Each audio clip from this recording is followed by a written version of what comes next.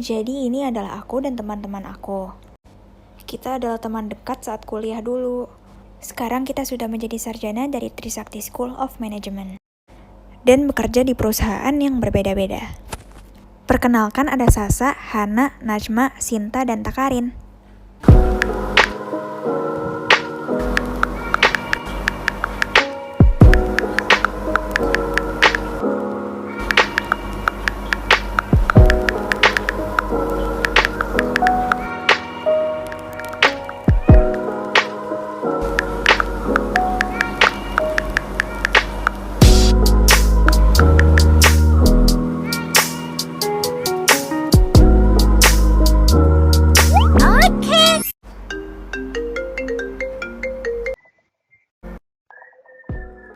Halo semuanya, gimana kabar kalian guys? Hai, baik. Lu sendiri gimana, Ri? Baik. Anakku diam aja. Tahu nih, biasanya paling berisik.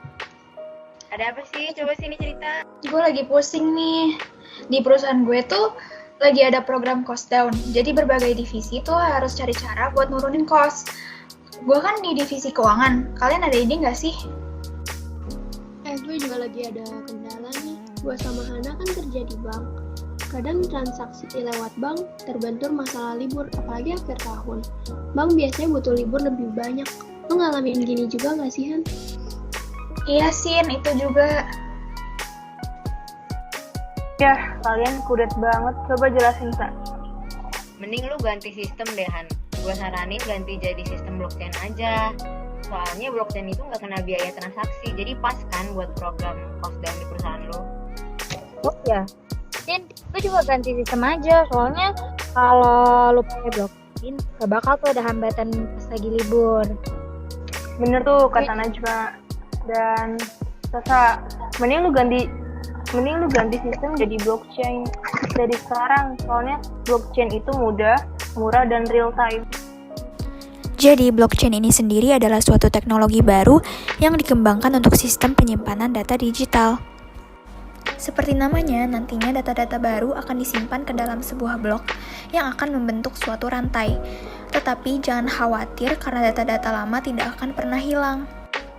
Selain itu, dengan adanya teknologi blockchain, maka tidak akan ada perantara atau orang ketiga seperti bank atau pengacara. Contohnya, kita bisa saja menggunakan pengacara jika terjadi masalah hak kepemilikan, tetapi akan lebih banyak waktu dan uang yang dihabiskan. Sedangkan dengan menggunakan blockchain, maka hal tersebut dapat dihindari. Karena data yang tersimpan di blockchain tidak pernah bisa diubah, maka akan lebih menghemat waktu dan uang. Sedangkan jika di bank, ada beberapa faktor yang menyebabkan kegagalan transaksi di bank. Misalnya, masalah teknis, akun yang di-hack, limit transfer, hingga biaya transfer yang tinggi. Jadi dengan menggunakan blockchain, segalanya menjadi lebih mudah tanpa melibatkan orang tiga.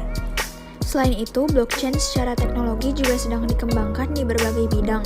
Contohnya di industri makanan juga sedang dalam proses mengimplementasi teknologi blockchain. Penerapannya dalam proses industri makanan adalah mereka melakukan monitoring atau merekam setiap proses mulai dari peternak sampai proses dalam kemasannya.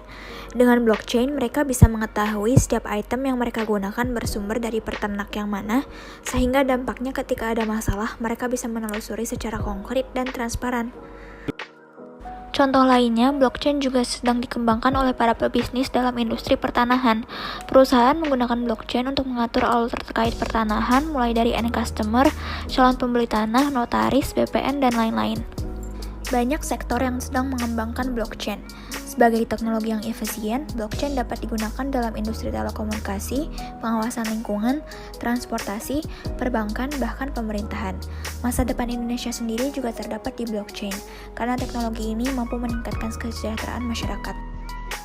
Oh gitu, makasih ya guys. Sama-sama. Iya. Bantu. Oh ya, gue lagi mau keluar dulu nih. Gue keluar duluan ya. Ya. Sama, sibuk nih. Dadah semuanya. Dadah.